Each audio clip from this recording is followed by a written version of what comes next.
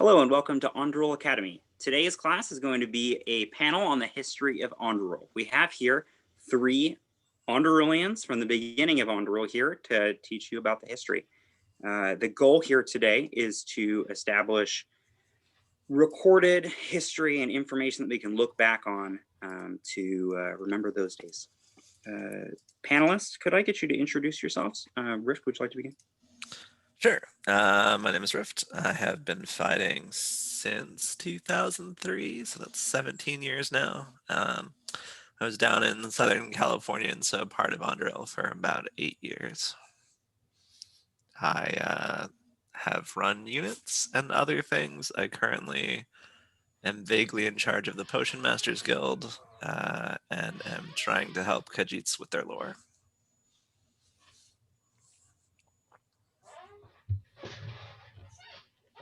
I'm going to go next. Okay. So I'm Sir Anastasia.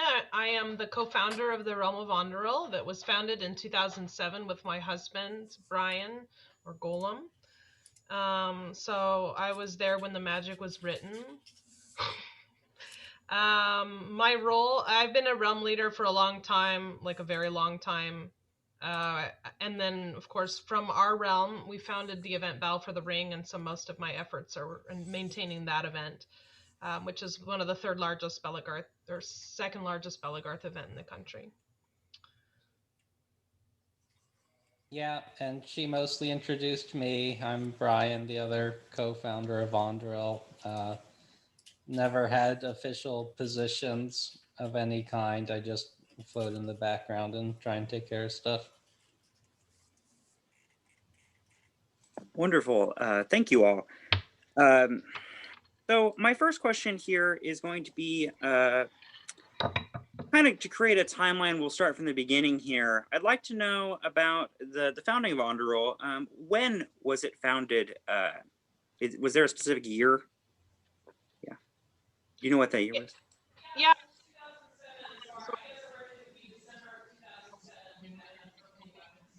Anna, you suddenly become very far away from your mic for a second. Oh, is this a little better for some Yes. reason?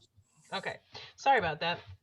So yes, the realm was founded in December of 2007. That's when we started going onto campus and trying to recruit college students to be our friends, even though we were older people. Where did the realm begin? Was it in the same location it is today in Irvine, California? In Aldridge Park. Wonderful. Yeah.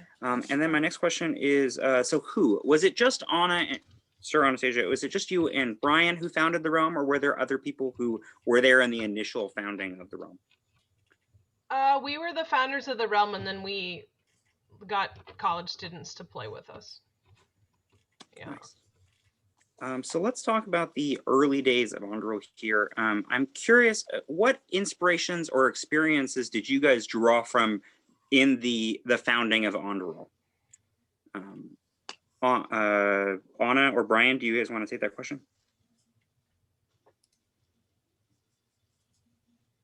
So Brian and I and Rift all went to Grinnell College, which is in Iowa, and we came from a realm called Chamonix. And so when Brian and I came to California, you know, we were bored and we didn't have anything to do and we didn't have any friends, and so we decided we would try to found a realm. And so we made company weapons and we went for it, and just showed up on campus to play in the park to see if we could recruit college students, because we would have been a couple years out of college by that point, but you know, just trying to see if people would play. But I would say originally, you know, our goals were trying to keep the realm fun, so that people who maybe have a casual interest would find it more entertaining, and also you know, to have it be a welcoming environment for everybody, a home for nerds. I don't know if that's probably not a nice thing to say, but you know, we really wanted to build a community for people. Did you say there was a realm initially in Grinnell College? What was that called? Chamonix, CHAMOINX, and Gotcha. it is still alive today. Actually, I just saw their Facebook post recently. That's wonderful. And that realm was founded in the 1990s. Was there any specific person in that realm that gave you guys the tools to be able to establish your realm, or anything that you saw from that realm specifically that you transferred over to Anduril? I'd say Dub and Thomas. What do you think, Rift? Yeah, that sounds about right. I feel like we didn't absorb the structure at all because we didn't have a master system. But the one of the things I feel like we all learned from being part of Chamonix was to balance like try hard sword fighting with just having a good time and being silly on occasion, because while there are people who are really into the more competitive aspects, you need enough people to have a realm and hold it together, and so making it appealing for everyone is important. It's wonderful, wonderful. Thank you.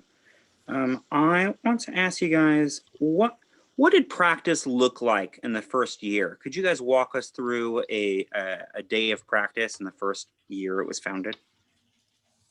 Does it look different than it does today? Brian, do you have any insight on that? I don't know. I mean, it was small to begin with. So in the early days, there might only be 5 or 6 people out, and then we would have little fights, more time spent like sort of training and giving advice. I think it was fairly similar, though. I think we maybe played more games in the early days with smaller groups. But I don't know. What you guys remember? I remember playing Aztec football and Huntsman. Nice. I'm seeing a lot of pictures and images in the slide. Just let me know when you want to pull them up. Do we want to put some of the early years up since we're talking about them, and then we'll see? Okay, yeah. I've also actually pulled some photos from my library. If I can get the ability to share a screen, I can show some of that stuff, including one of us all together in Chamonix. Yeah. But if not, that's fine too. So here are some examples of early Anduril, and we're going to give an opportunity for the panelists to give some additional insight on this slide. So this is actually Chamonix. Yeah, this is Chamonix. This is your grandparent realm. And I picked pictures of some people that maybe some of you guys would have heard about or would recognize. So myself is in there. You can see that we are a silly bunch. Our roots are in being silly. The center photo is our photo of us for the school paper. So we were trying to do like a romance novel photo for the school paper. And the man who's holding the standard, he actually passed away. And so like I have elements of things that represent him in my heraldry and in my knight's shield and things like that. We all lived together in a giant house, like 14 fighters lived there. Rift is actually in that group of people off to the, whatever you guys see, the big group of people with the banner. That is the house that he lived in with all of those fighters. But 2 years before that, I was in houses of fighters. Rift, that is you in front of Gates Tower, right? Like that's... Yeah. Yours. Okay, I thought it was. I'm like 2 people right of the banner next to, well, 2 people over from Bean Poland. Yeah, so you're between, well, it's Lucille now and Molly. And so actually your hand is on Lucille's shoulder. And so Lucille is a current fighter in Belagarth. You and I are current fighters in Belagarth. And then if anybody's ever heard of Kazi, who started doing the Rift, help me out, what's their title? Do you remember? Kadeen. Kadeen. So Kazi helped with starting the Kadeen tradition, and I think had Shai become a Kadeen. So I kind of picked some of our famous fighters and stuff. And Tonberry is also a Kadeen. And like Kazi was definitely the first person that I saw that was really sort of serious about fighting. And so I sort of credit him with my drive to become better and sort of chase that down. Me too. Because he was so much better than everyone else there. All right. So this is what some of those early years practices look like. Now there's a few things going on here. So in the guy with the red sword in the corner was our first president. That was Adrian. There's is it Lawrence and Isabel? That Anyway, sounds correct, yeah. they're at a recruitment fair, and then I've got our first lineup at Chaos. One of our early lineups at Chaos Wars, not our first, but one of our early lineups at Chaos Wars. And then down here we can see our Halloween party, and that was the first year you joined us, Rift, which was like 2008. Yep. And a few of these people still play. And Cruz Kime is a vendor at Battle for the Ring now, and he's in the Robin costume. Thank you. So I have a question for you guys. Is this early practice, is this what you envisioned it was going to look like? And were there any goals that you, or things that you guys wanted to see moving forward? Or at that point early in Anduril's career, were you satisfied with practice? I think maybe Anna or Brian answer that first, because when I arrived, things started to shift, and it is my fault. I mean, no, I think it's fine. I mean, the first step of having practice is to have people at practice, and then the second step of practice is to get good, and those things can often be at attention. And so our earliest practices were more laid back, more casual, and more had more appeal to somebody who's not going to invest a lot of time in like the art of sword fighting or physical fitness and things like that. And then yes, like I hadn't fought very seriously for almost a full year, and then Rift came in, and then finally I Brian and I had people that we could fight with that had been also fighting for several years, and so then it became more competitive then.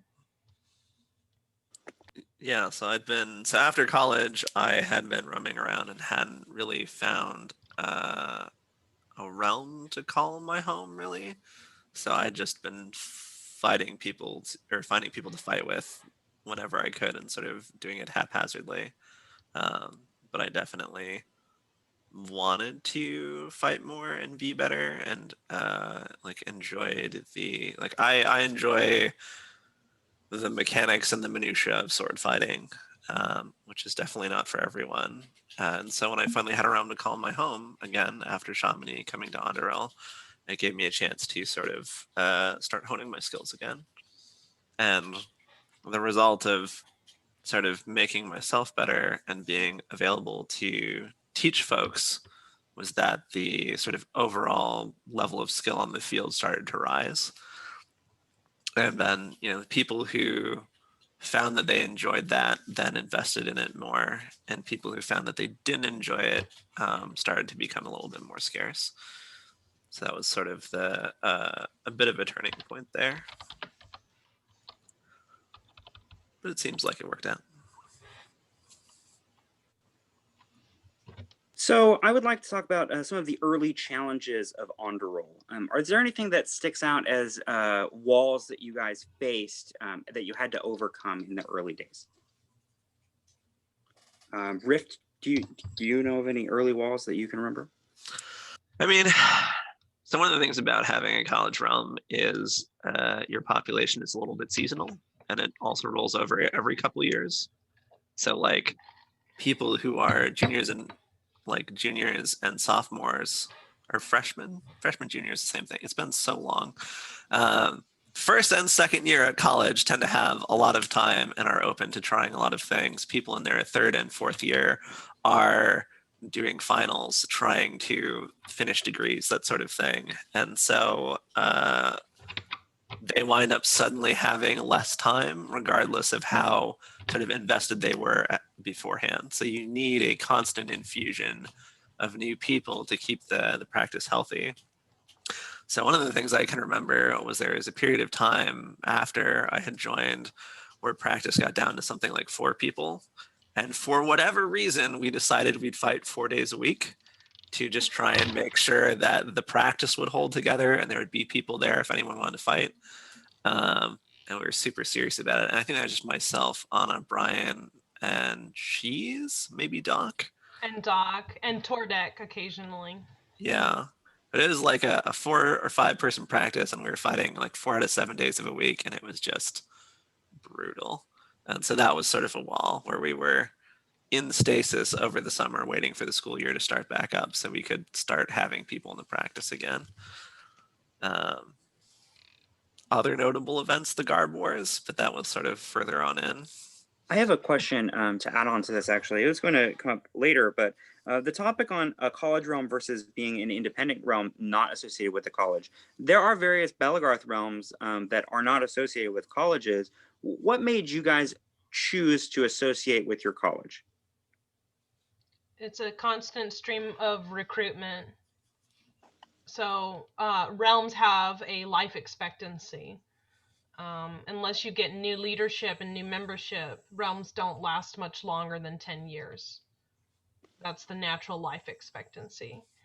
And so recruiting, it's always about recruiting. And the center picture of this is it's always about recruiting. It's like having those recruitment fairs and trying to reach out to people and get them to make connections with the organization. And as Riff said, it's more likely that people are going to be younger when they're more willing to try new things. Especially, I mean, you're a cult leader and you're trying to recruit people as soon as they're on campus. They don't have any associations or friends, and you're trying to provide them with that community and kind of kidnap them. Sorry, everybody. But it works out really well if you go into it with that attitude. And then all you need to do is just make sure that you yourself and your people are quality people and that you're giving them a good home. Then you don't have to feel bad about being a cult leader. You can be okay with it. I also equate it to kind of being like a drug dealer, or like, you know, people joke about like if you give people like card games like Magic, they'll never do drugs because they'll be too broke.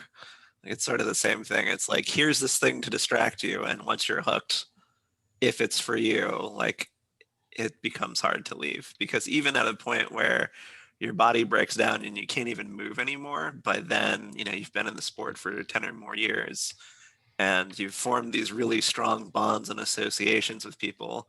And so you stop showing up for the fighting, but you're still there to spend time with your friends who are scattered all across the country, because it's easier to, you know, like it's easier to go to Chaos Wars once a year than it is to like go to New York and then Idaho and then Iowa and then Washington and sort of try and travel around the country. So you go for that. Thank you. Were there any other early challenges? You had mentioned the Garb Wars. I actually have a bit later in the segment that's going to talk about the evolution of technology in the realm. So that might better fit that one. Are there any other early challenges? I know that at times we were struggling to get the community to like be a community off the field. And we would try to have movie nights or schedule like everyone go out bowling or karaoke and stuff. But people kept coming in and out of the group and it was hard to manage schedules. Another issue is that UCI was something of a commuter school and a lot of people left campus on the weekend. So some people couldn't make it during weekend practices or to events we tried to hold. So that was something we struggled with back and forth, you know, for a while. What were things that you did to overcome that struggle? Did that end up just falling short and you guys didn't end up doing activities like that? Or was there like a goal at the end of this? I feel like one of the things that came out of that was really successful was Friday after. So we hosted a practice on Friday. So Friday after practice, we get done at like 6 or 7, and we'd often go for food after that. Where Aldrich Park is located, if you just like sort of exit campus, as soon as you exit campus, if you cross the street, there is like a shopping center there. And so we would just tell people like, oh yeah, we'll be at In-N-Out. And so over the next like 2 or 3 hours, people would be leaving practice, filtering to wherever we were getting food, and sort of taking over that area to hang out and having that time outside of fighting to spend with each other, like really, from my perspective, helped to sort of create and solidify a community. And then that sort of set us up to try and do weekend things. But yeah, like as Brian said, those were sort of less successful and sort of more 50-50. Yeah, It sounds as if you guys used your area and the things that were closely accessible to your realm as successful tools to accomplish that. That'd be correct? Yeah. Yeah. And I think like over time, as the realm aged, we just got to a point where a lot of the vets and people who had been there for a bunch of years knew each other and were friends.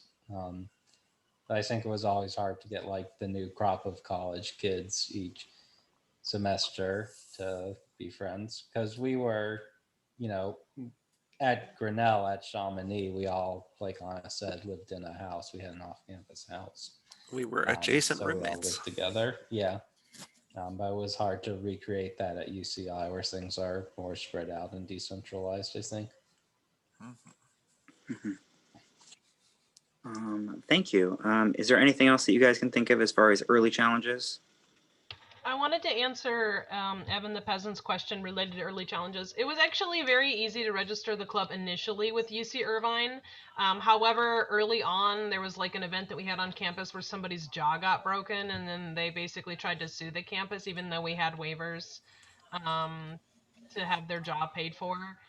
This was before Obamacare, before health insurance was a thing. And so after that, it became very hard to work with UC Irvine campus. So for all the current UCI officers, I'm sorry, that's all related back to that one injury that we had. That being said, though, we've had thousands of people play over the years, thousands, and that was the only incident. It was just unfortunate that that person.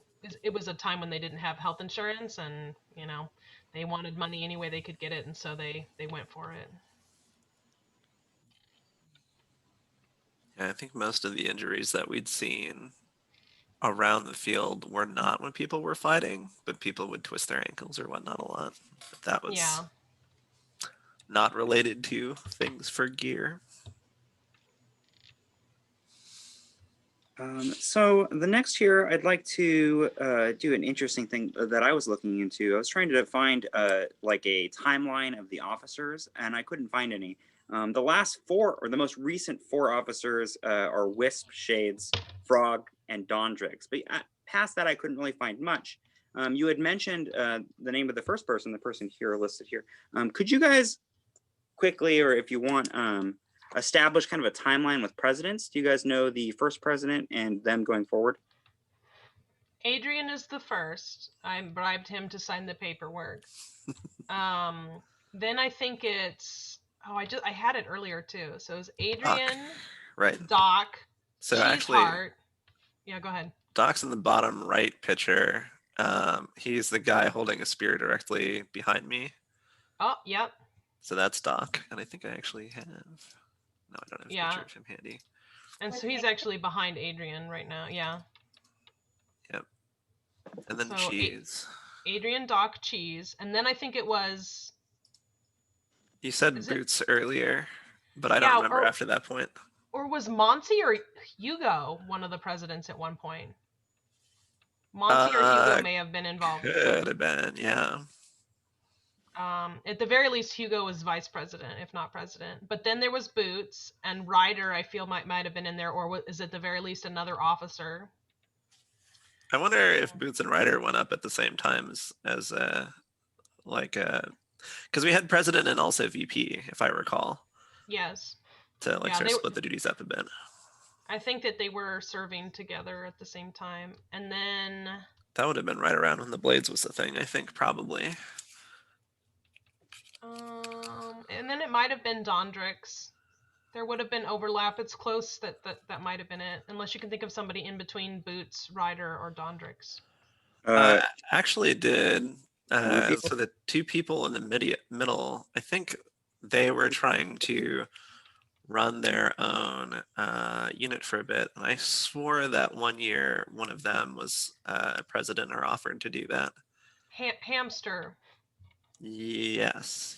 Hamster in the Guy Fawkes mask. Maybe so, yeah. Maybe. Wonderful. I have a question related to presidents here. Did you guys ever have any difficulty transferring leadership or getting people to step up and be the president? Will one of you guys explain to me a little bit insight on that? The second one. It's usually us trying to find students who will continue the affiliation with the college. I want to say yes and yes to that. Just because the first year that I was there, I felt like that transition was awkward. Do you remember? Because it was Francis who was going to step up and do things, and then other people wound up stepping in. Yeah, so it was like people who were more casual than and people who are more serious. And so I think it would have been like Doc versus Hamster or Francis, Yeah. sort of a thing. And Doc was the one who, and so the problem with vets is vets will always be like, well, we like fighting. Yeah. And so then they ruin everything. We ruin everything. And so we're like, yeah, that sounds good, fighting. And so like, you know, Francis Hamster had the right idea of, for maintaining membership, the highest numbers of membership is to keep it casual and play a lot of games. And the vets are like, nah, we don't wanna. And so we voted for the guy who made it hardcore, and then we got down to 4 people. Yay. And then so several times we've had to learn this lesson of, you need to be nice, you need to you need to make it about having fun, and you need to have people having fun, or you want to get used to fighting for people, and that's it. I think one of the things that also happened around that, like after we got more people in, like one of the things that I started running was like a Wednesday night training night to sort of make people's transition from being, I have no idea what the hell I'm doing, to being on a field with these people who have been fighting actively for, 8 years or whatever it was by that time. People who have been at it for a minute. And I think people were appreciative of that, and that helped folks because it made them realize, like, yeah, no, this is a thing you work at to be good at, and it's fine if you suck right now. There's nothing wrong with you. And like, here are all your other people who also don't know what they're doing, and you can all improve together, and then it can be fun for you that way, instead of having to just immediately reach the level of people who've been at it for 6 years. Although then that sort of dovetailed a bit into the Garb Wars, which there were some other things. Oh, I remember actually. There was a period of time where Doc had just become obsessed about honor. He like broke down a little bit during his time as president. And so he'd interrupt practices. He wouldn't be fighting, but he'd interrupt practices to yell at people for not taking hits. And that sort of turned down membership for a bit. But it eventually recovered from that. But that wound up being a sort of random, unexpected hurdle. It's a time-honored tradition for the presidents to go a little crazy and either quit halfway through their term or something like that. So. Yeah, I feel like they feel liable, so yeah. I feel like there have been a couple of different times when we've tried to like say, okay, we'll have one session a week that's mostly for vets who just want to fight and fight and fight, and one session for new people who either want to learn or play more games, or like, I feel like that's a tension that a lot of realms face, and we've tried to address it a variety of different ways over the years, and sort of never settled on one thing for too long. yeah, I think that's true. Thank you. Let's talk more about some of the contributors to the growth of Anduril who might not be here, or there aren't on the panel here today. Are there any names that you guys would like to mention, and things that they have done that has promoted growth in Anduril? Anything that stands out? Yeah, I mean, I got a whole bunch of people, but I don't Let's know. do Brian it. or Anna, you guys want to go first? Honestly, we could just list them. It would take decades practically, but yeah, I think we should just list names, like shout out. So like Doc and Cheese were some of our earliest people who really invested in it, and they were also some of the early people who wanted to sort of get good. So shout out to them, like, and especially to Cheese, who's stuck around and put a ton of time and energy into it. I founded a unit while I was part of Anduril and ran that for a number of years, and like, two of my other early recruits were a guy named Rooster and a guy named Torn. People, I think, from Anduril probably know who Torn is. But they were also hugely, like, one, I became really close friends with them, and so that was awesome. But also, like, they lived in Mission Viejo, and so they started realms there, and they'd pull those people in to become part of the Anduril practice too. And so part of the success was having groups scattered around that would sort of congregate at Anduril to sort of strengthen and reinforce that practice. All right, so those were key contributors to people who started practices that aided with Andurril's growth. And are there other people who had any specific things that they brought to the practice? Maybe like a new style of how to do something, or invented a new game, or some new mechanic that brought new life into Anduril? I don't know about necessarily the games, but I wanted to do a shout out to Crow. Sure. And then it's either, I don't know if that's David Kushel who's in the photo with the bow on the bottom, or that might be Vulture, but Vulture has helped our realm for ages and ages. Because like a lot of the Chamonix players, if they came out to California, they'd come visit the realm since they knew that we were out here. So yeah, Vulture, Tolga a little bit, although he did get in trouble, which we won't dwell on. Yeah, Ryder, Cruz. I Ryder. mean, the original people, Adrian and Hamster and everyone, Monty and... Yeah, Monty and Ugo. Yzma did a lot, ran practices for us for a long time. Zorak also was a person who started to cross-pollination by pulling orcs from, was that Costa Mesa? Is that the name of that city? Yep. That's been so long. Yeah, House has done a lot over the years. Oh, yeah. Yeah, I mean, a lot of Pet. people. I mean, Pet. Yeah. Let's see. And I mean, Steele more recently yeah. had a role in like making people get serious and skill up in our realm. And Rob. Yeah. So yeah, lots and lots of people. Can we go forward in the slides one and we'll just see what, I can't remember. We might find some of those people just in case. Let's see. Oh, Sita definitely has helped a lot. This is just some of Anduril being at Chaos Wars and stuff. Different years. But Cheeseheart's the guy in the like gladiatorial helmet and stuff. By his persona, Cheesehearticus. Cheesehearticus. We got very famous for that because they were so brutal. Can you go forward one more? I can't remember if it's got Werewolf is next or... Oh, okay, cool, yeah. So this is us. This is us at Chaos Wars 12, I think. Patreus is in here. Patreus helped a lot with the realm. Rufio's in here. He helped a lot with the realm. Rufio was one of the presidents. I remember that, right? Wasn't that right? Rufio was one of the presidents. Sounds correct. Lovely. Let's see. So this is us then. All right. Can you go forward again? Let's see. So we did this werewolf treasure hunt. So there's Ryder up there with like the little like hands like this, and then Crixus is on there. Crixus helped with the realm, would help and attend practices and stuff like that. So we started that event. Hopefully we won't. I don't know if we still do it, or hopefully we won't do it anymore. It was a lot of work. It was always fun and always went wrong. So we did basically like a treasure hunt at night. Yeah, go ahead, Riff. You were a wolf. You can tell it, the wolf side of it.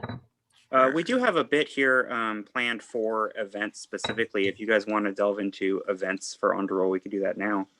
Yeah, that's fine. Let's do it. So yeah, events are a part of Belagarth as we know it today, and there were a lot of events that came from Anduril for this area. One of which here is Werewolf Treasure Hunt. Would you guys like to talk about Werewolf Treasure Hunt and other events that came from Anduril?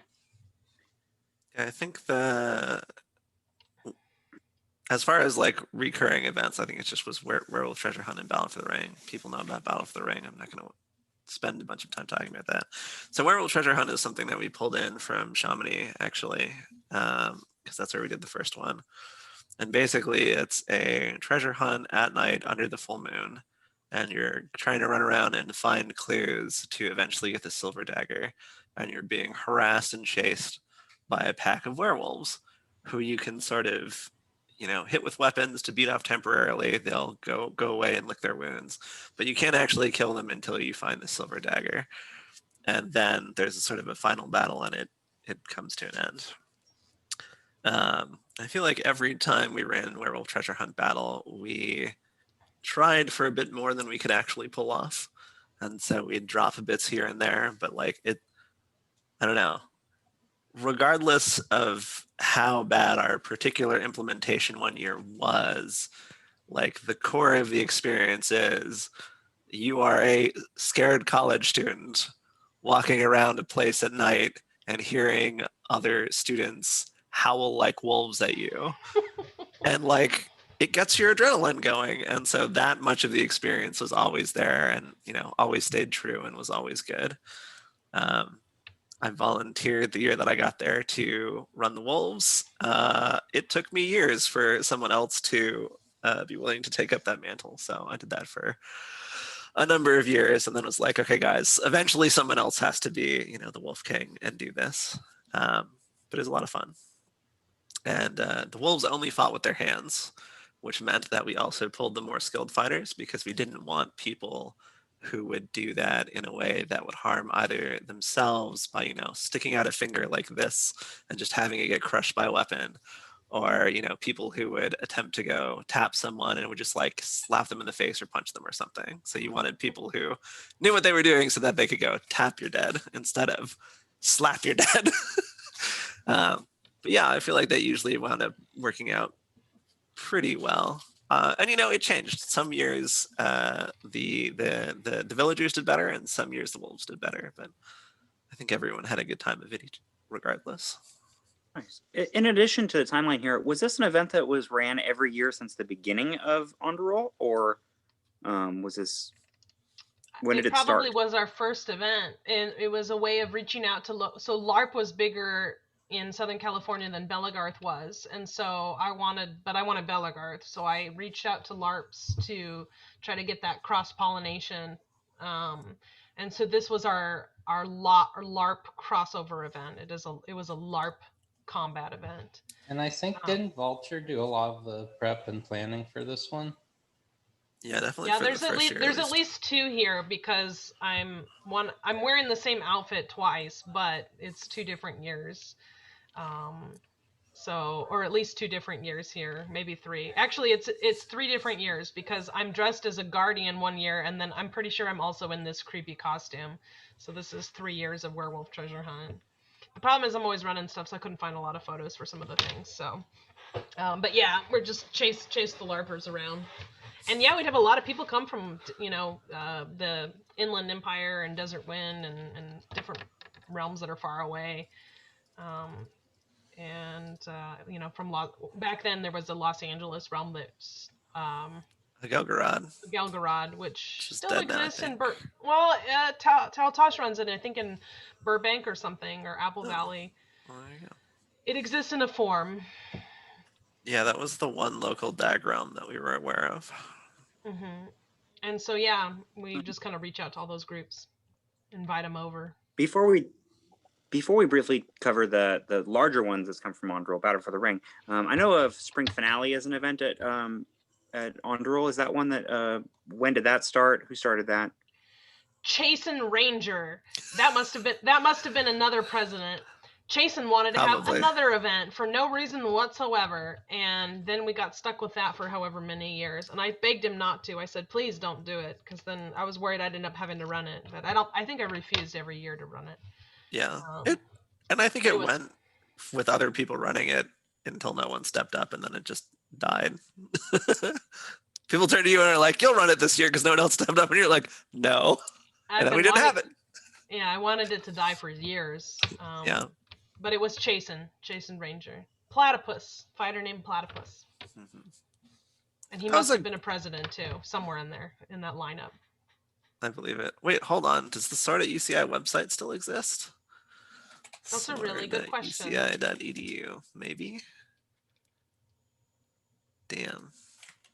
Sword at UCI. Aha! Wait, Facebook groups. No. All right, never mind. For Spring Finale, what was the basic principle of Spring Finale? Was it just a combat event? It wasn't a LARP event like Werewolf Treasure Hunt, right? No, it was, combat only. It was just something for I think it was to bring fighters from other places to fight the college students that we'd recruited from that year. Gotcha. I think also isn't that like the end of the school year, or like right before winter break or something? So it's like sort of a send off for folks before they were going to not be around for a minute. Yeah. last event before summer.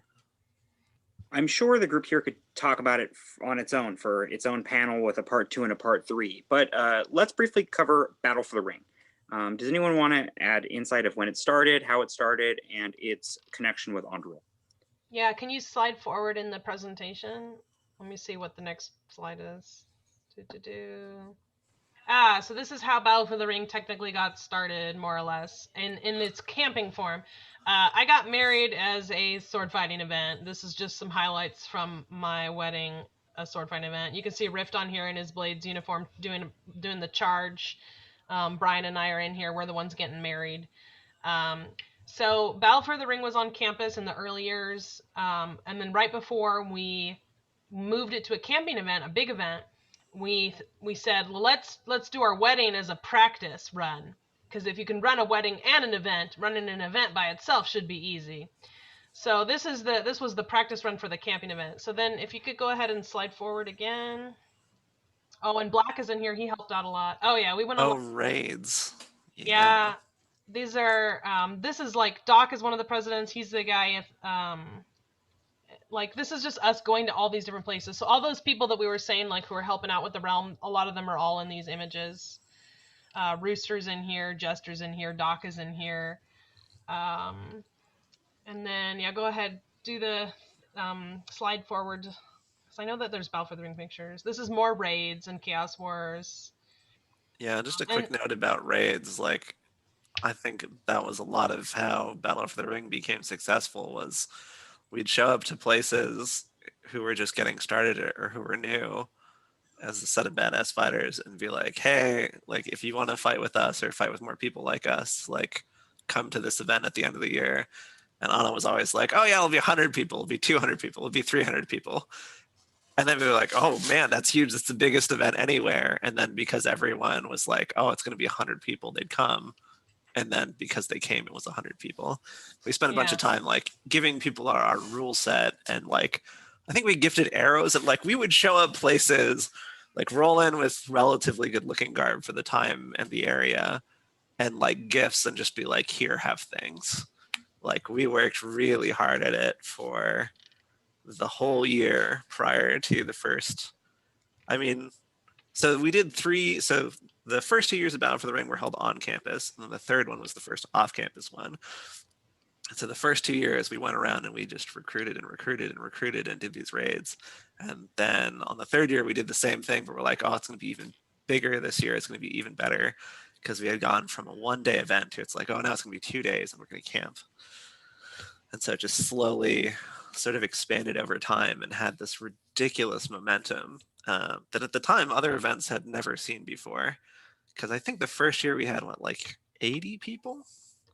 The first Battle for the Ring was about 100, yeah, 80 to 100 people, and then it was 140, and then it was 245, and then we went to the camping event, and it was the same, about 254, and then it grew very quickly thereafter, and then it was like 400 something, 500 something, and now we're at almost 1,000, like 800 and something. Yeah, and for context for us, like the big event that we had been going to at the time was Chaos Wars, and Chaos Wars was always somewhere between 200 and 300 people.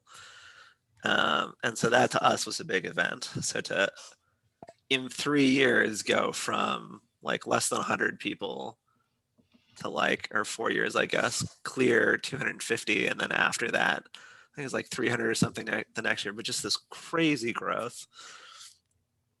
And for the first couple of years that we were trying to have it, that we were doing it as a camping event, we were trying to have it be a dual event for Belagars and Dagger here. Oh yeah, and they weren't so good about that. We had a separate event name to post on the Dagger here website, because you weren't allowed to talk about Belagars events on the Dagger here website. So War of the Crown. That was the decoy event. We had a sign that said War of the Crown and another sign that said Battle for the Ring, and they were both at the entrance. And that never really went anywhere. We gave up on it. But there was a long time when we were trying to integrate the two groups and pull people from both, because there was a DAG realm in LA that we knew a lot of the people from that we were involved with when we first founded the realm, and they went away eventually. Velsorf took over the area. One of the things that we did do, I felt like pretty successfully the first few years, though, is we were really heavy on integrating with the lighter combat groups. So like Amtgard and LARP, which in that area were totally different systems of fighting. But we were very much like, yeah, come play. Like because we kept our hit thresholds relatively low, which meant that you did not need to power up your shots and truck people for them to count. And that made it accessible to folks who were from lighter combat and we're used to minimal force or just like touch hits.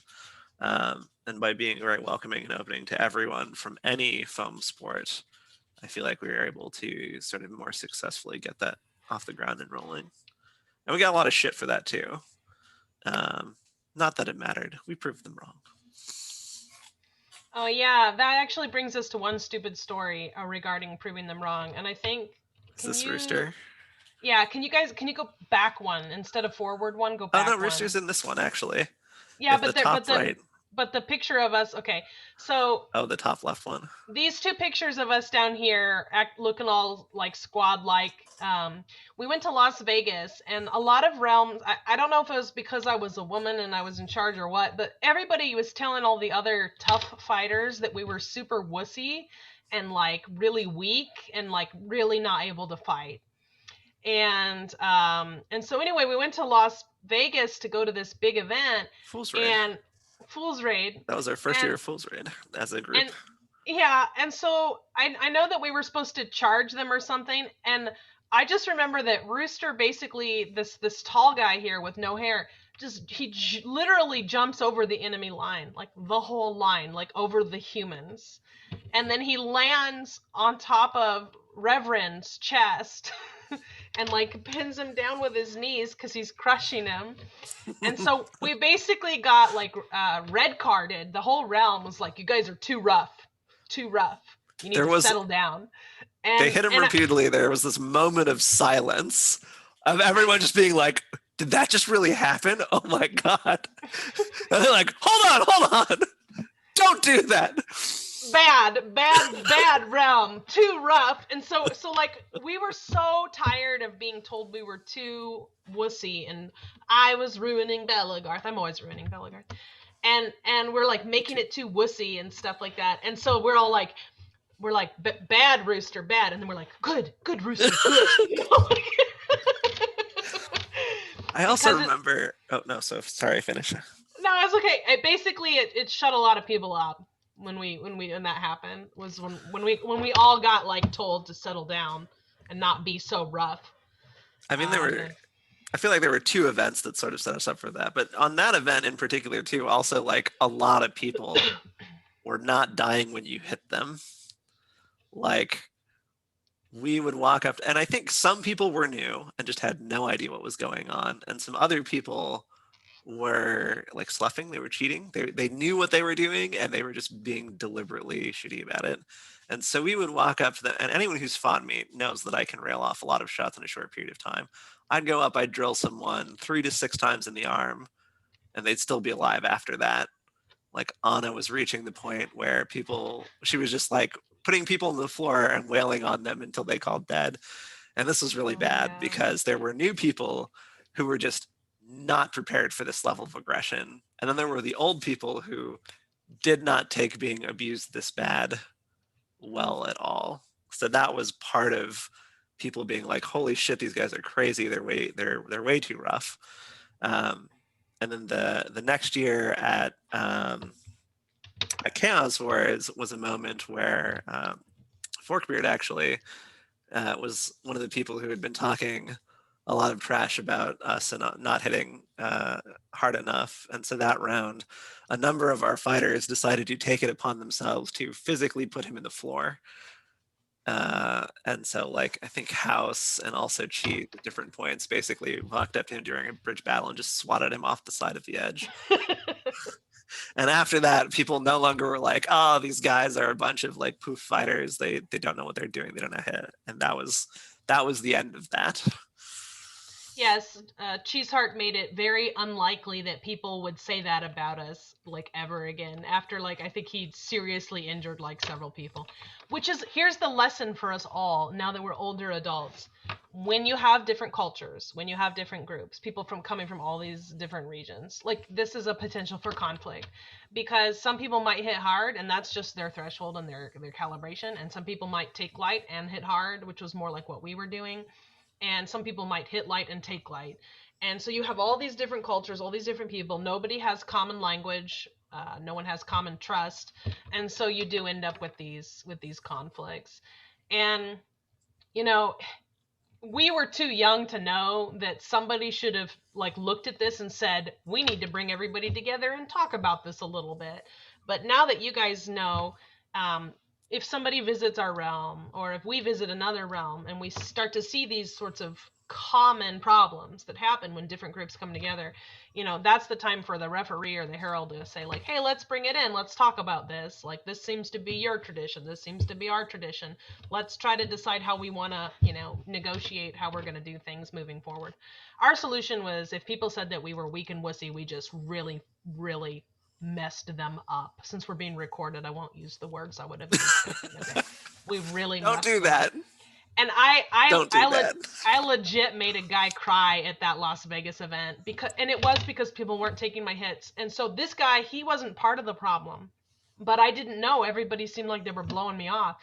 So I, like, drilled him like 4 times in the arm, exact same spot. And he literally, like, his arm, I could see his arm went dead, and his arm just went limp.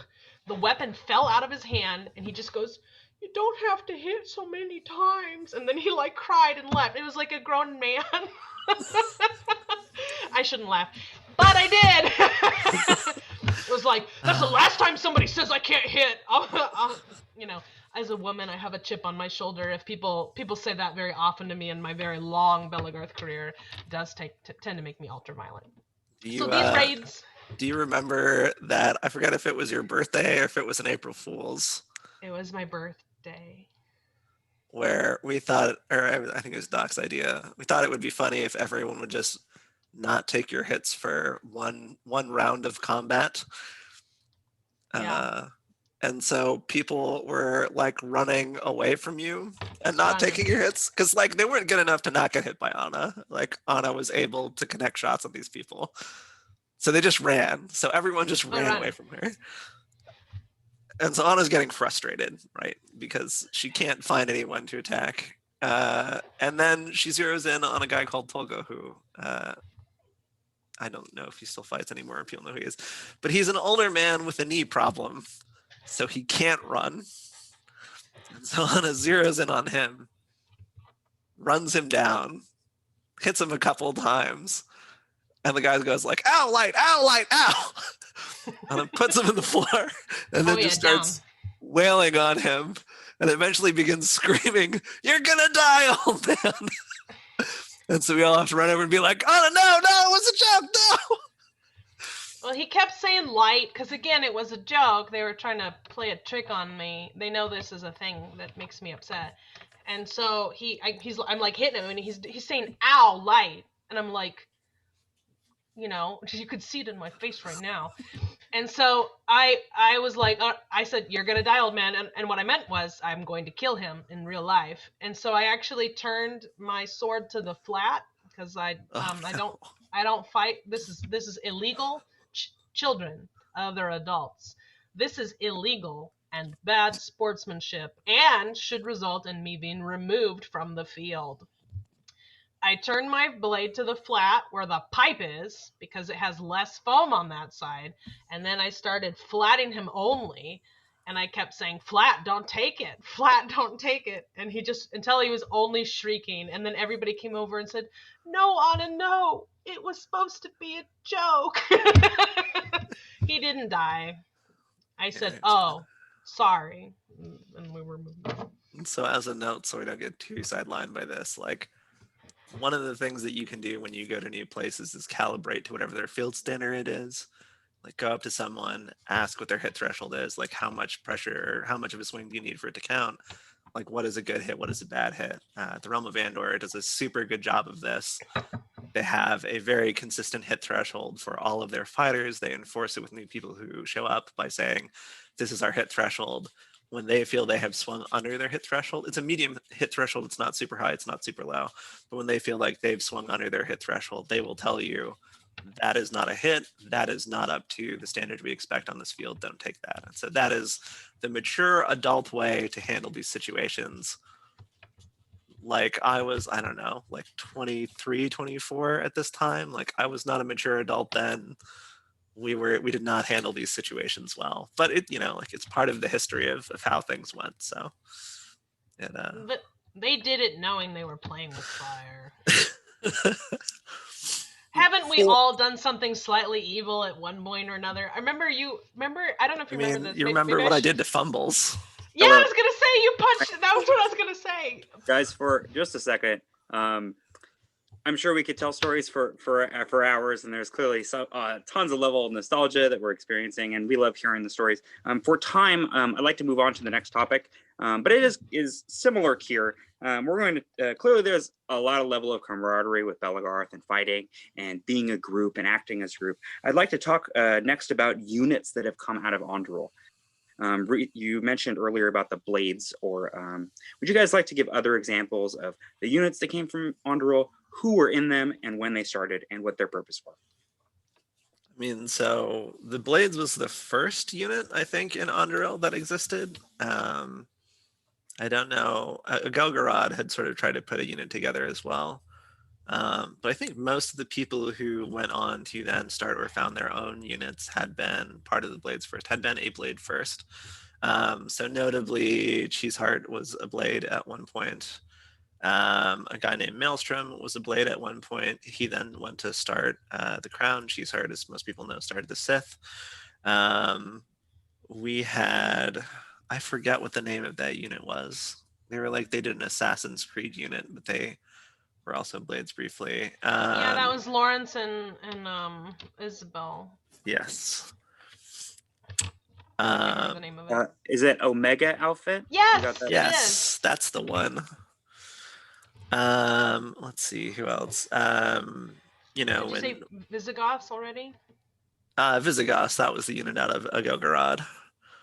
And you can actually see in the picture that's up right now that shield top right is like a Visigoth shield, and they were interested in trying to do more historical combat. And then Steele was also someone who I taught for a bit before he went on to found Morton's, as well as both Rob and Ike. I don't know if Ike is fighting anymore, but most people still know Rob Stark, so taught him a bit as well.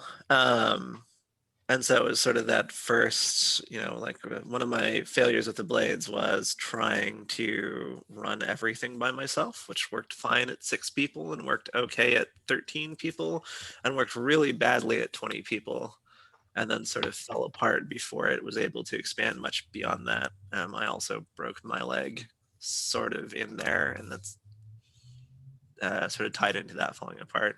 But having a unit gave a place for people who wanted to get more competitive to do that, and it gave people a chance to really experience what it was to work tightly together, especially for larger events like Chaos Wars, where the sort of motto was every blade should go 2 to 1. Like every one of us should be worth 2 of anybody else on the field. And we can do even better than that when we sort of grouped and went together. That Fool's Raid we were talking about, I think Rooster and I think we went through like 30 people, the 2 of us, because they let us get behind them and start shooting out their lines. But so that was a lot of fun, and I really liked the days when it was just like a tight, smaller group of people. And I felt like that also gave people a chance to develop sort of deeper bonds, because we really, like, part of doing that was like doing some training, like above and beyond just showing up to practice and having a good time. We also would train with each other to become better. And that, I don't know if that was a thing that was happening in that area before. And so out of this initial group of, with a sort of a general attitude of like, what were some of the mottos? It's like die gloriously or live trying, which is like go out, do crazy things, and stuff like, our goal is to make everyone better and sort of, level up the field as a whole rather than just, like it wasn't about winning. Like winning was a thing that happened as a result of being good and working well together. And I hope that that sort of ethic or ethos has like saturated into the other units that have come afterwards of like make everyone better and like focus on your own skill and not whether you've won or lost.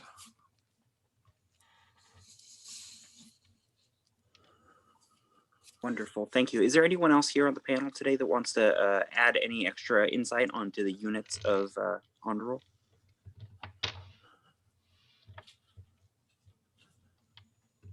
No? Okay.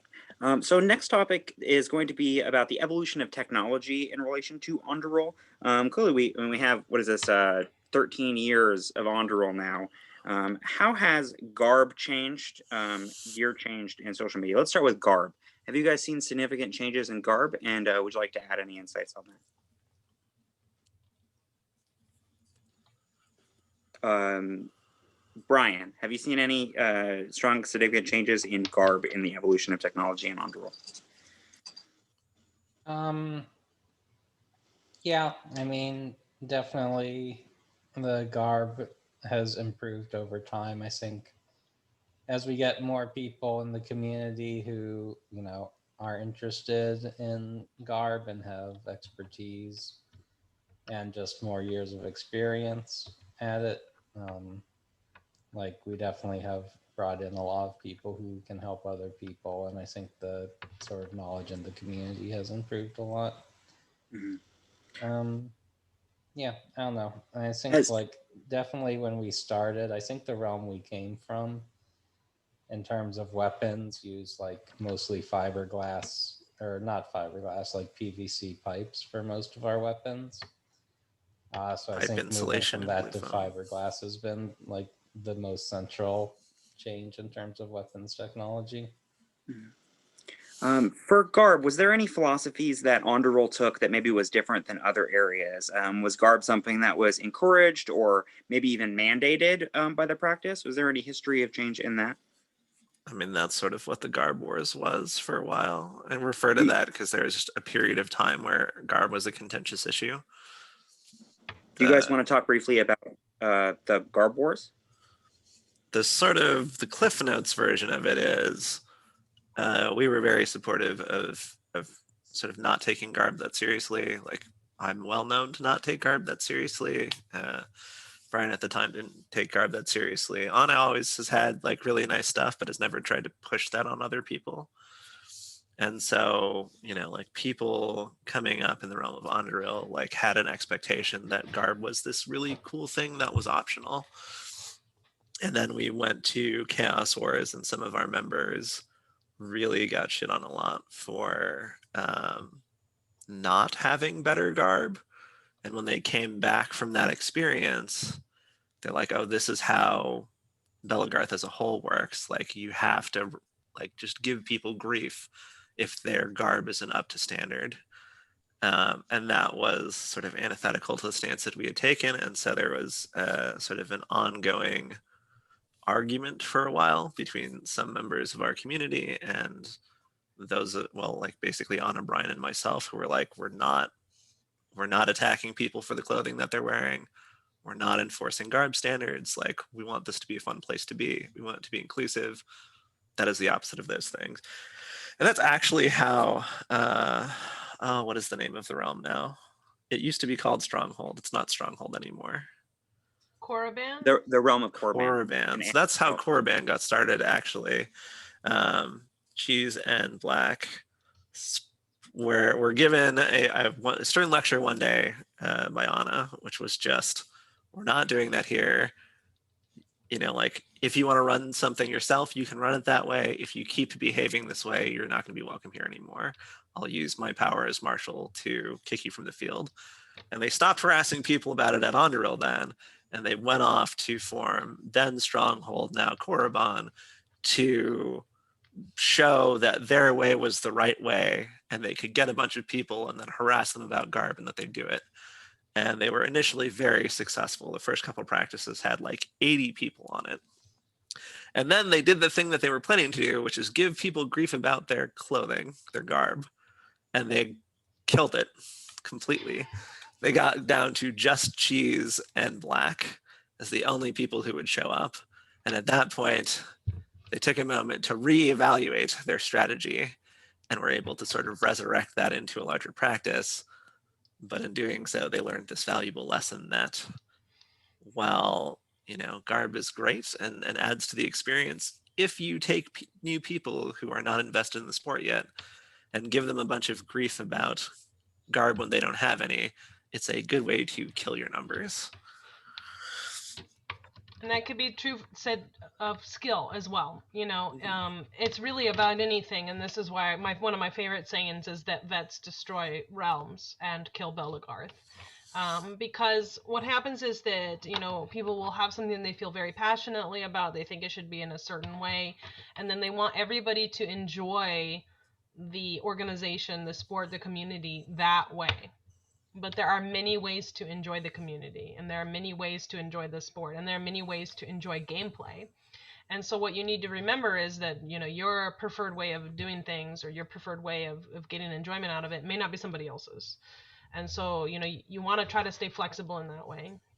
And, you know, the good news is vets, they whine the loudest, they make the biggest noise, but they're actually the least likely to leave the sport because they want to fight or wear garb or do the thing.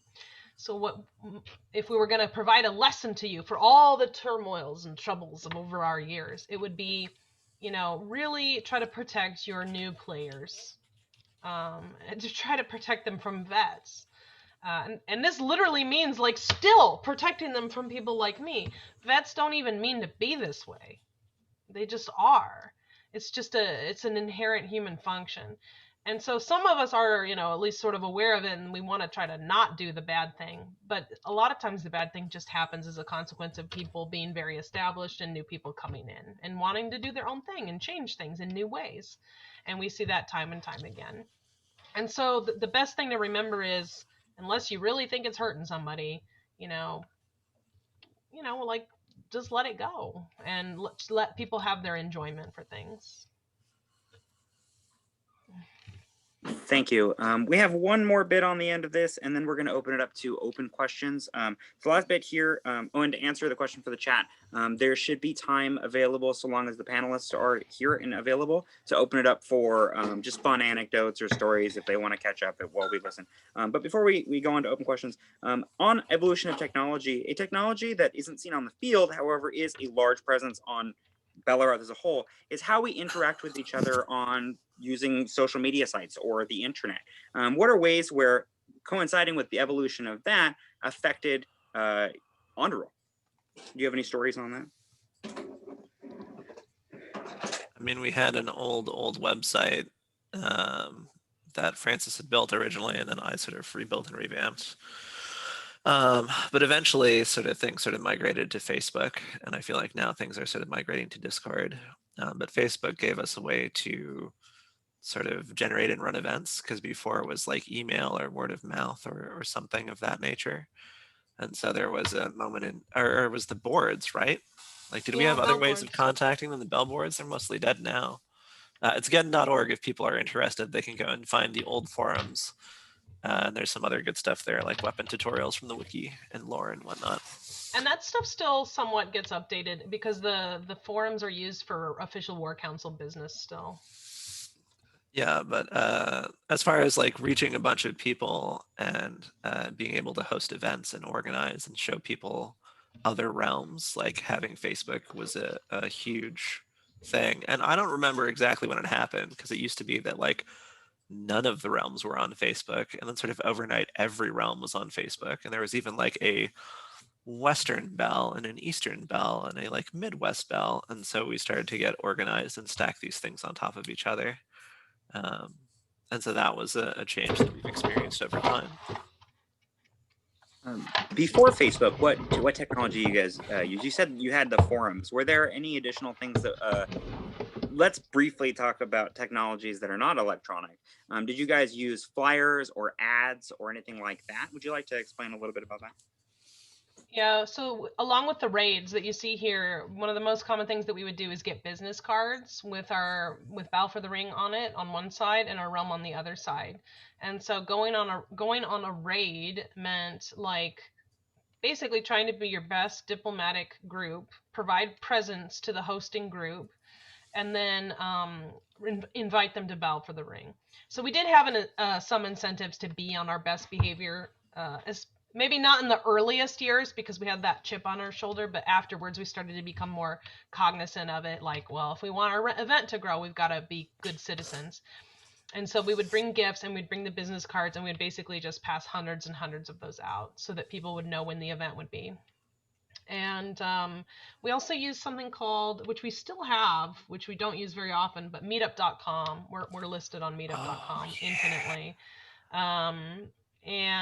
But other than that, flyers, posters on campus, business cards, meetup.com, Craigslist sometimes here and there. We'll put up stuff on Craigslist every so often.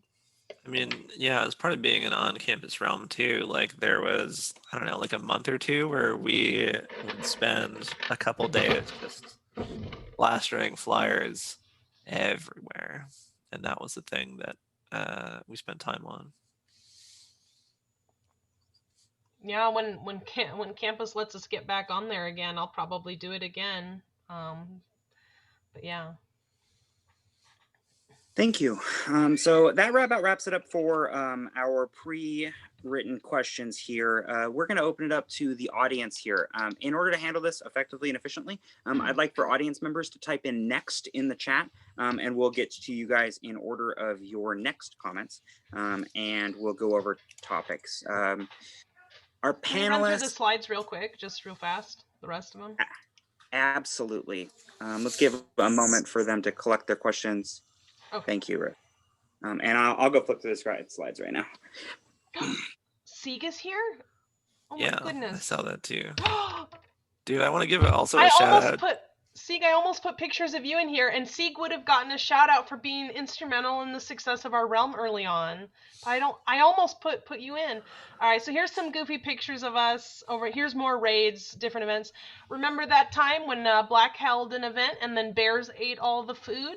That was a thing that happened in Anduril history. Sure so on that wooden banister, we were all at a Boy Scout camp that we were never invited back to, that probably all LARP groups in California lost access to because we didn't do a very good job of being there. That's some sort of weird LARP thing we went to with Nerf guns. I almost killed a man there. Don't think we got any recruits. They did somebody else fighter spotlights, if you remember. No. There or where?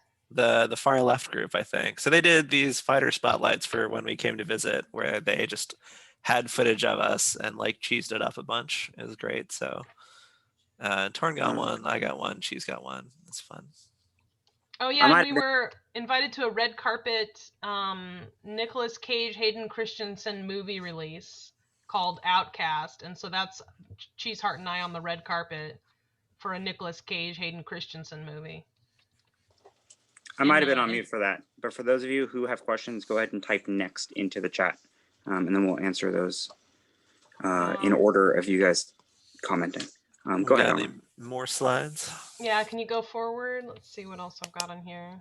I can't remember. Oh yeah, and I want to give a quick shout out to Andor. Like Andor, at the time that we were getting off the ground, was the like established realm in the area. And so we gave them a lot of love by going to visit them a bunch, and they returned that love by also taking the hour-and-a-half plus trek up to go see us and hang out. And I feel like that was really good for both realms, but they put work in, and I appreciate them. And since Siegleton is here and part of that realm, he can sort of carry that goodwill wishing back. Well, not anymore. You've moved, but probably still know someone from there that you keep in touch with that you can pass that along to.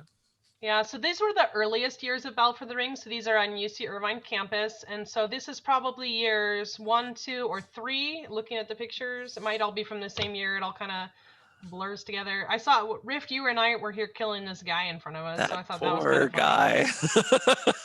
And then I know I look really mad. I usually do. If I'm on my knees, I look so grumpy. And then here's House. Can't And I even think recognize that's him. Torn behind me, actually, the person in the mask. And you Yeah. can see he's wearing the original Blades tabard, the one that you painted by hand to get those off the ground. We eventually made silkscreen one, but in the early years, all produced by Anna painstakingly by hand. I don't even remember that stuff. That's nuts. And yep, there's House as like a 17-year-old. So that's funny. And then go ahead. Oh, and then Brian. So at the end of Battle for the Ring 3, my husband proposed to me. That was great. and Brian put the video. I guess it's on YouTube. Brian put it in the chat. So I'll link it again. But if you wanted to see early Realm video footage of me getting proposed to, and I didn't know it was going to happen, not especially at the end of running an event. I was very done, baked. You'll understand someday if you do it. You knew it was coming, and you were there accepting praise and being happy, and the praise kept going, and then you started looking confused, like, hold on a second, something is wrong. What's happening here? And then he drops down on one knee, and it's very cute. I know. There's like, I'm definitely so confused, like during like a bunch of it. It's really funny. Okay, so open question. We had one in the chat from Sieg. Sieg, go ahead and unmute your mic, and you can ask the question to the panelists if you'd like. Sweet, yeah. I randomly came back from a hike and saw this link, and I was like, hey, I'll malinger here for a bit. So hi, everyone. Hello. Sorry for coming in super late, but I'm always prepared to engage in some nostalgia. Yeah, I was wondering if you guys had any fun anecdotes about like Andor. I remember I was going to share one just because I have a long history of being a thorn in your guys' side. No. But I don't know if you guys had already covered a lot of that because I'm like an hour late or something. No, Seek, tell us the stories, because I remember that I wrote you letters as the Empress of Anduril. I remember that happened, but I don't remember all the things. Oh, the capturing territory games of Bell. I remember that. I got We in can talk so much about that shit in a for minute. that. I got in so much shit for that, by the way. And that's why you'll always hold the titles to the lands of Southern Anduril. My favorite response to that was a lot of the Blackwater kids, a lot of the Blackwater kids were like, "Don't worry, we'll fight for North Blackwater." Like, yeah. So you should explain it to everybody so they know. But yeah, that was one of my favorite time periods. So I joined, I was originally in SC Heavies when I was up as a student in Santa Cruz. And actually, if any of you guys remember Vec, who I think he's just like passed the bar or something, like really, he's doing really well from what I've heard. But yeah, he introduced me to Bell back in like 2008. And of course, when I moved back to San Diego, I'm like, oh, wow, there's Andor and there's Anduril. How can I stir up trouble? And so I started telling Yuri that Anna was trying to like come down and conquer Andor, which doesn't make any sense. Like, I mean, but it kind of stirred up into a bit of a fervor, and there was a lot of people, and it actually kind of spurred Andor from spending practices talking about magic cards to actually training and fighting. So I guess it worked out for me because I got to hit them harder, which was fun. And it wasn't until Chaos 14, our first Chaos together, when we were Sofa. Yeah. Yes, the Southern Occidental Fighting Association. And Yeah. you became the Sofa King. Yep. Oh yeah, and that was the last night of Battle for the Ring. We had a cheap hatchet that we plunged into some wood, and we couldn't get it out. So we were like, whoever pulls this axe out of the wood shall become the Sofa King. And then we threw it into a fire and let it burn overnight. And Yuri just walked out the next morning, like getting up. He's like, what the hell is this? And he picks it up, and all of us still kind of drunk. We're like, the Sofa King. And, and then he heard that for like, he still hears that every once in a while because I tell people. And he hates it. Yep. Mm-hmm. Oh yeah, that was great. Yeah, again, I have no idea what you guys have covered. One question I had. Actually, let me run with an anecdote from that, oh yeah, if I please may. do. Yeah. So there was a thing that existed briefly called Kingdoms of Belagarth, I think is what it was called. Yep. And basically you could have a realm and you could invade other realms, and then there would be a map of the area of who owned which territories. And so Anduril, at that point, being well established, decided we are about this, we are going for it, and proceeded to try and invade everywhere we could get our hands on. And that went fine in some places where people understood that this was a joke and for fun, and not so well other places where people thought we were being very serious and snooty and bitchy, because we were just getting we were trying to generate the longest possible titles we could find just for fun. Yep. And that's actually, I would credit that with kicking the Northern California into gear, because Northern California had a bunch of smaller realms that were like chilling, hanging out, doing their own thing. And then the Anduril Empire, as it was called, which was not just Anduril, but a couple other neighboring realms that we've talked about earlier, organized and said, like, hey, we're coming for you. And so it started a sort of a fake feud between Southern California and Northern California. And that's how Norcalia came about as an organization, to sort of gather and organize the tribes of Northern California to fight back the Anduril Empire. My evil empire. Yes, the evil Anduril. I mean, with the Sith as a major part of it at that point. And so, while there might have been some salt around that whole thing, like, I feel like it did a good job of sort of like poking everyone and sort of helping people organize and get together and like become a little bit more serious about fighting. But I had a great time with it. I thought it was really silly. Again, my experience, when people thought it was silly and it was just like, oh, curse you, Team B, and then everyone's friends afterwards, that was when it was really great. The only time I really rued it was, I think you guys were staging like an invasion of Andor, of North Blackwater, because Andor was just like, we're not going to do this. And Blackwater's like, we'll fight you, evil Andurilians. And I actually like had to pull a whole bunch of strings to get work off that day to actually go and do this event. And then Darth posted like this thesis statement about why he takes everything so seriously. And then Blackwater, like, as a response, canceled it. And I was seeing I red. remember that. Yeah, I was seeing red for like a day. I was not happy with that. Yeah, there was a lot of big personalities and clashes, that happened. But I think, did we still go, but just not do the thing? I thought we went still, but maybe I'm wrong. I think so. I mean, I still went and fought, but at the time I was just like, oh, that blows. Like, thanks guys. Yeah. They wouldn't play the game with us because we kept expanding our territories. We wanted to get our map to be bigger and bigger. And then basically, as we started like encroaching everybody, they were like, we don't want to play anymore. And we were like, I'm not going to lie. We were like, all right, fine. But NorCal totally kicked our ass. They bloodied our nose proper. So it's not like we were unstoppable, but we were being we were being a little bit of bullies down where we were. But once we found somebody who was had also banded together, then they were beating us up. So if only world history worked that way. I think it does. So we're not playing.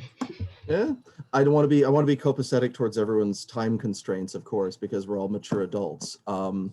So just to go back to my original stated question, so the transition from going from UC Irvine Battle for the Ring 3 to Prado Park for Battle for the Ring 4, and I know there's Wetageddon in between there. Was that so the thing that was beaten over my head for years was my fault because of my javelin and my player. You're the guy who broke the jaw? Is that what you're talking about? I built the javelin. You built the javelin that broke the jaw. And the guy who threw the jaw was one of my kids from Salamandastron, who in high school was a gold medal winning track superstar whose prize event was the javelin throw. Oh, no. And he was also kind of short. And this is back when javelins were scored with 80 scheduled PVC or 40 scheduled PVC. So they had some and you guys failed it, but the guy never knew what a failing weapon was. So he's like, oh, there's the javelin I've been fighting with for 4 months now. And he's the one who, So I was like, for years, people were giving me shit for that. It wasn't your fault. We did get sued by the guy. So, we didn't get sued. UCI was threatened with a suit from the kid, and the kid was like, they just decided to pay him $4,000 for the DAW, and it was not. We outgrew the area more than we were forbidden from using it. I would say that it's much more of a pain in our ass now. It literally took that UC Irvine to like 7 years or 5 years to figure out that we had been there and had been doing this stuff for years, and then they made it incredibly difficult for us. So now we still can practice on campus, but we have to go through so many hoops, and it's such a pain in the ass. But it's not impossible. It's just very difficult. But they hypothetically, we were not kicked off of campus. If COVID wasn't a thing, we would have been on campus this year.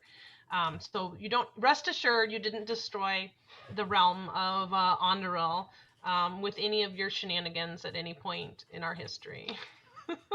One of the things that we had at that point too was like early Battle for the Rings were funded entirely, like all 99% by like Anna and Brian, and then like a little bit by like myself, Black, and Cheese, where we would be like, okay, cool, like we'll pay for feast. Here's like $200 for food for everybody. And just paid for out of pocket. Like we did not recoup any money on those. But part of what helped with that was the first year or two where like, hey, campus, UCI, we're gonna do this thing on campus. It's gonna pull a bunch of people in. It'll be great. You should help us pay for it. And they're like, sure, that sounds good. And then after year 3, they're like, we're not doing that anymore. They're just like, we are not providing funding for you anymore. And we're like, okay, well, now maybe it's the time. They made rules for like whether you could spend. We needed the money for food, and they didn't want to spend money on food, and but at the end of the day, we had about 250 people in the park, and we were getting to the point where we just couldn't fit a lot more in, and we wanted to make that transition to be a camper. For me, it was all part of the plan. See, like 100%. It was, we're gonna have a 3 event for 3 years, and we're gonna get everybody that we know of to go to it. And be like faithfully going to it, and then we're going to transition it to becoming a camping event, because my goal has always been world domination, and my form of world domination that I prefer is to have the largest Belagarth or Dagorhir or LARP event in the United States. And so I was basically like, hey kids, you want some free drugs? And this was my drugs, and I got everybody hooked, and then I moved it to a different place, but then I got everybody to keep coming to it. That's all. You guys are just played by me, even being evil and stuff. So, but yeah, we couldn't have grown. I mean, we can't have 1,000 people on campus. You know what I mean? And eventually, we had to make that jump to grow. We had to go to camping, and so that's what happened. Cool. I had other and questions. Wetageddon was a practice run for the Nice. actual event. As a quick note from moderator, hi. So we have time left. We're going to open it up for another like 15 minutes or so. This can be free time for you guys to discuss. This also means anybody who is a participant who's still listening, if you want just to unmute your mic and have some addition to the conversation at hand that is happening, just be respectful and courteous of others, and we'll leave this open for another 15 minutes or so. And then right at that, I'll do closing notes and stuff. So go ahead, carry on. Thank you. Could you slide the slide forward? I know I'm close to the end of the slides, but I don't remember exactly. I'll do it where right we now. are. Okay, awesome. I was gonna thank him for modding, because it's usually a thankless job, but he just walked away, so fuck him. He's in my house. He can hear. Okay. Oh, He he's gave a great. thumbs up. He gave a thumbs up. Oh, that was the finger he used. Okay. There's Cheese Heart. There's these are some of the early Battle for the Ring photos. Queso Quaddle. Queso Quaddle, yeah. And then if you could do it, you could go ahead, hit it again. And then these are our most recent, and some. So I think there's a few Battle for the Rings in here, but the 2 corner pictures of me on a horse and me with a shield are the most recent Bifter. Yeah, the top left one, I remember we used to do we called it a relic battle, I think.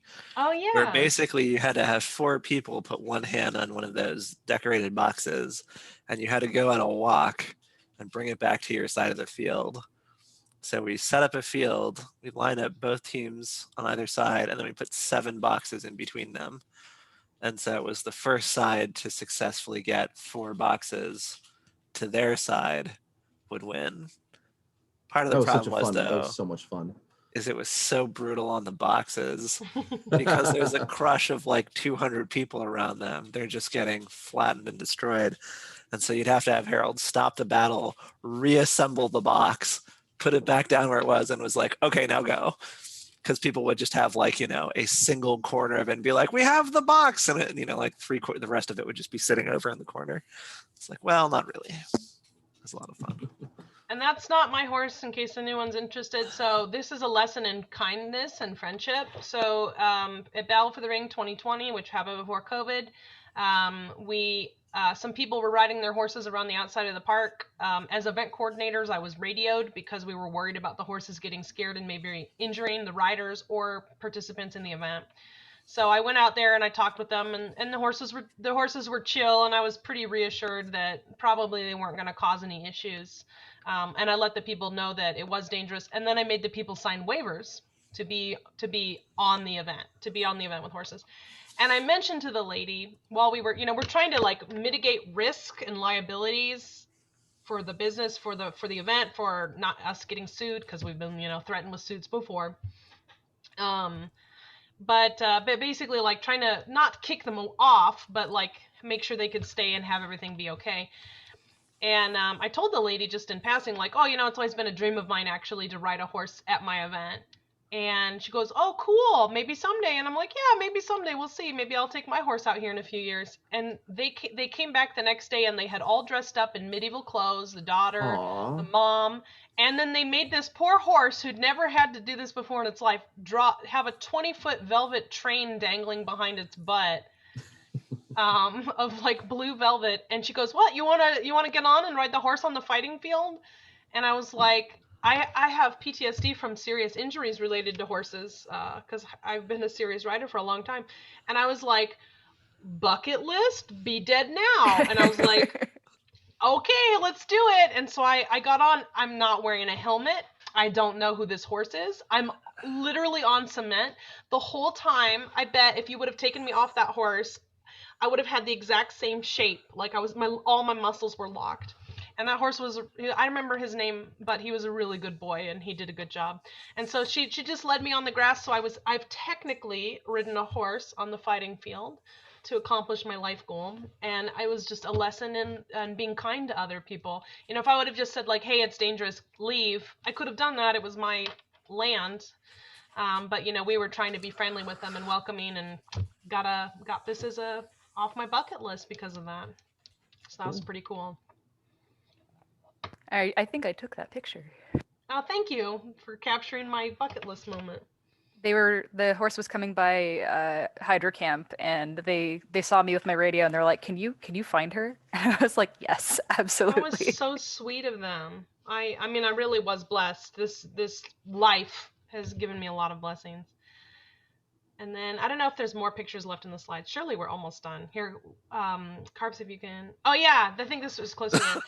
Our realm is a tale of friendship. I found these ripped. I couldn't not put them in once I found them. But anyway. They're beautiful. This is Rift and I in Huntington Beach, probably fighting with orcs. Mm-hmm. And so. I have a similar photo like this of me and House, where House is the one-legged, and I'm fighting with the red sword that I made, if you remember. And I'm just doing a kill shot, 90 degree top to bottom vertical into his shoulder, and it's just blowing through his one-hand sword guard. Mm. But yeah, sometimes you're the person flattening people, sometimes you are the person being flattened. That's how the game goes. And then, is that the last one, Carbs? I don't remember if that's the last slide. That might be it. The end? Yay, I think that's it then. The end. That was what I wanted to end it on. Yeah, and actually that holster that's on me right now, you also made that when you first got into leatherworking. Yeah, I made a lot of stuff once upon a time. It's interesting how you have that, like those moments in your bell career where you're like, I'm gonna make all the things, and then you do.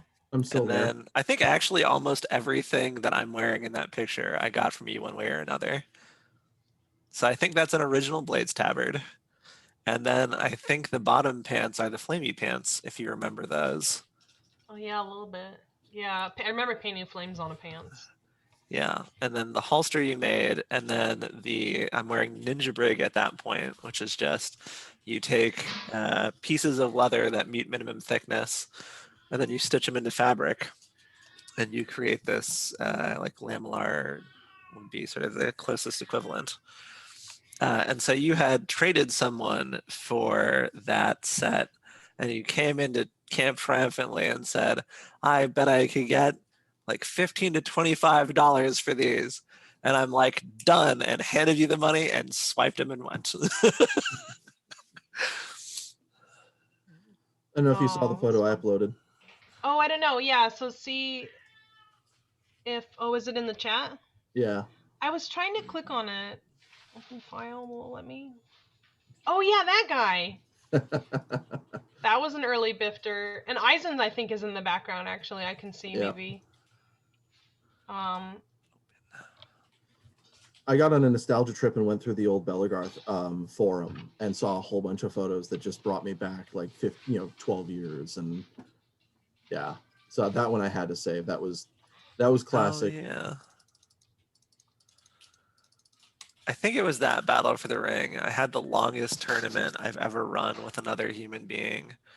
There was a guy who was wearing nothing but like a kilt and shin guards, and I entered a Florentine tournament with him.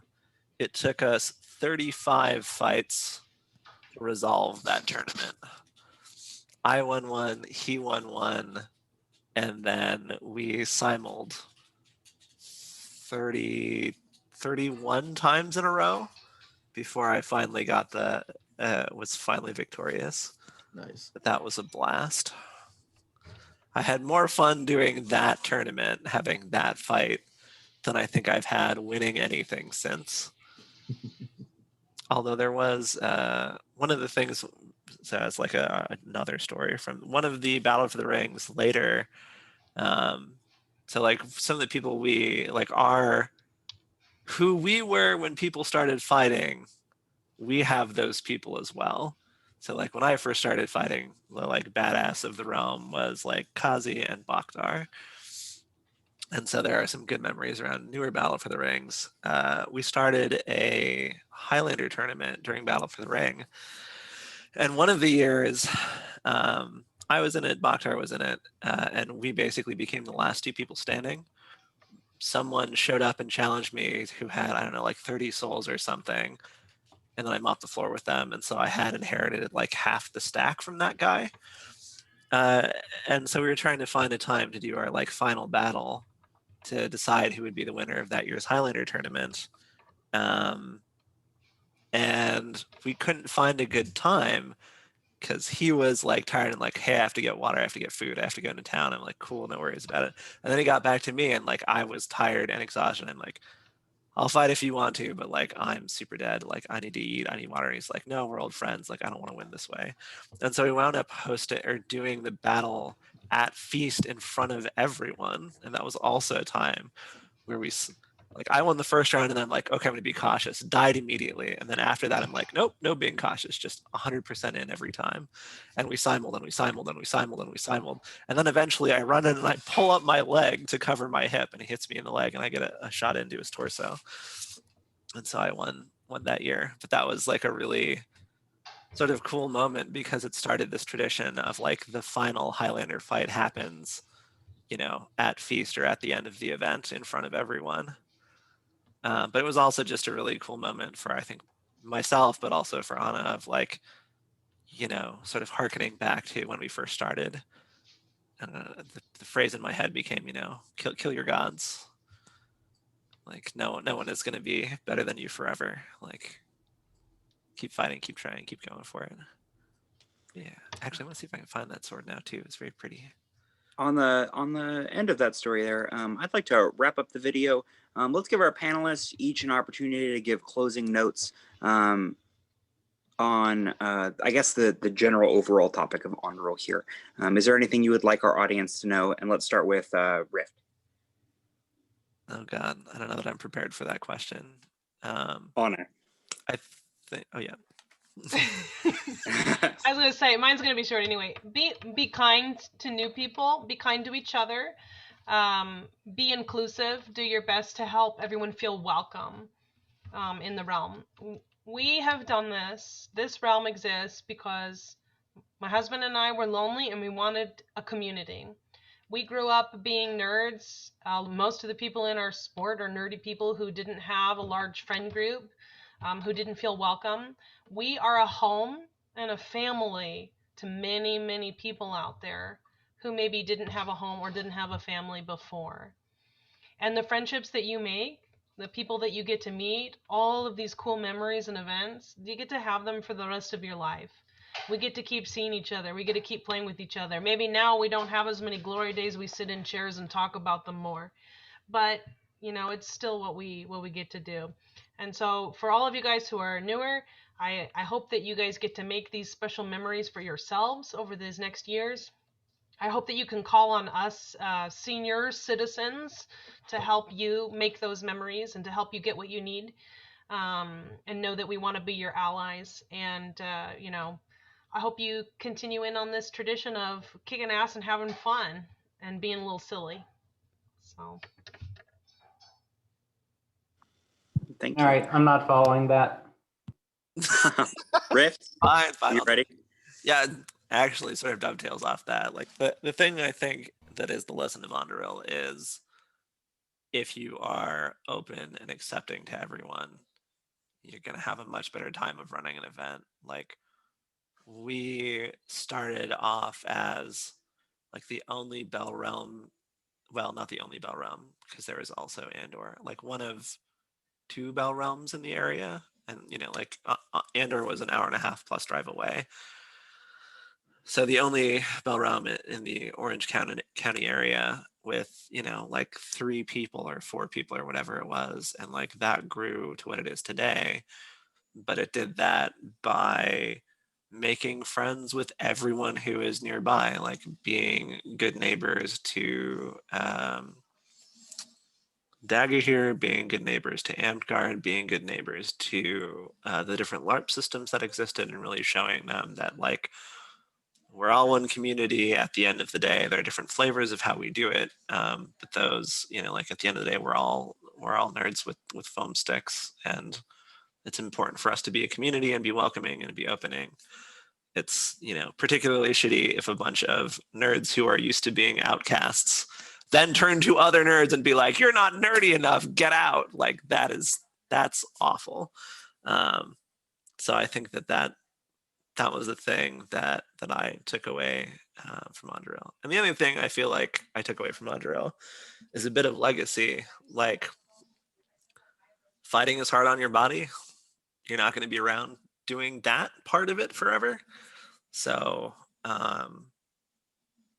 try and be a good steward of the sport.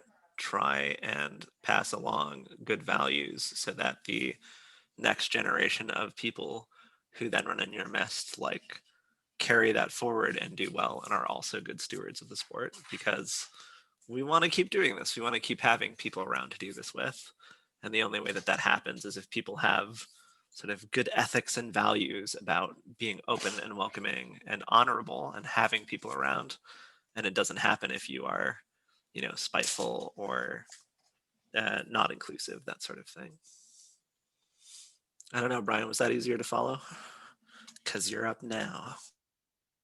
Yeah, I don't know if I have anything specific to add. I think I would just basically say that there's a lot of people out there who like the things you like and want to do the things you want to do.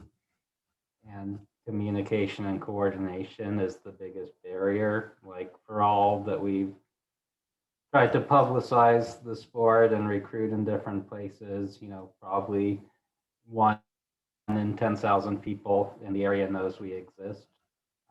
So it's always just a matter of getting out there to meet people, letting people know you exist, being welcoming and engaging with new people, making them feel like part of the community. And there's always going to be room to expand and meet new people that way. Good insights. Thank you. I thank you, panelists. We so much. We're so appreciative of listening to your stories today and getting that more in-depth look onto the history of Anduril. We appreciate our panelists. Those of you who are in the audience today, a quick round of applause. I know I've got them for. And thank you so much. Yeah, we're gonna end the recording here. Thanks for showing up, Sieg. That was fun. I did not expect to see you. And for people watching this, feel free to chat us up at events. We are actually just people. We play magic cards. We're pretty lame.